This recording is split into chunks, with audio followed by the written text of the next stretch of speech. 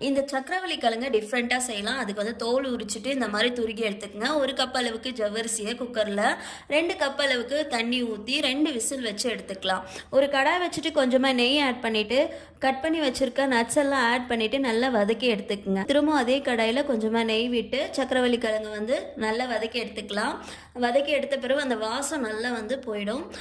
இந்த சைடு ஜவ்வரிசி நல்லா வெந்திருக்கும். அது கூடவே நம்ம துருவி வச்சிருக்க சக்கரவள்ளி கிழங்கு ஆட் பண்ணிட்டு, அது கூட 2 கப் அளவுக்கு பால், 1 கப் அளவுக்கு தண்ணி ஆட் பண்ணிட்டு நல்லா கலந்து விட்டுட்டு ஒரு 2 விசில் வச்சு எடுக்கலாம். 2 விசில் வச்சோன்னா ஒரு சாஃப்டான அதே மாதிரி நல்ல கண்ணாடி பதமான ஒரு ஜவ்வரிசியும் இருக்கும். நான் வேறு பாத்திரத்தில் மாற்றிட்டு லோ ஃப்ளேம்லேயே நல்ல சர்க்கரை 1 கப் அளவுக்கு ஆட் பண்ணிக்கிறேன். சர்க்கரை வேணான்னா நாட்டு சர்க்கரையோ வெல்லமோ தண்ணியில் கரைச்சிட்டு கொதிக்க வச்சு இதில் ஆட் பண்ணிக்கலாம். கொஞ்சமாக சுக்கு பொடி, ஏலக்காய் ரெண்டுத்தையும் ஆட் பண்ணிவிட்டு நல்லா கொதிச்ச பிறகு நட்ஸ் எல்லாம் ஆட் பண்ணி எடுத்திங்கன்னா ஒரு சூப்பரான பாயசம் ரெடி.